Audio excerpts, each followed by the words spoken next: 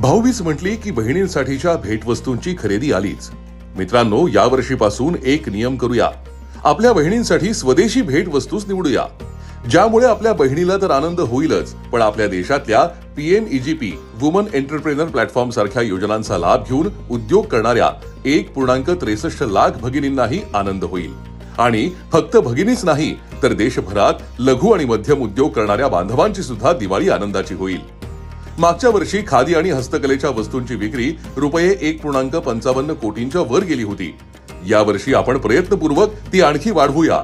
स्वदेशी वस्तू विकत घेतल्यामुळे देशाचा फायदा तर होईलच, पण आपल्या भेटवस्तूंमध्ये मातृभूमीचा सुगंध असेल. तेव्हा आपल्या बहिणींसाठी खास पर्यावरणपूरक अशा स्वदेशी भेटवस्तू घ्या, ज्यामुळे कुटुंबात प्रेमही वाढेल आणि देश आत्मनिर्भरतेकडे आणखी एक पाऊल टाकेल.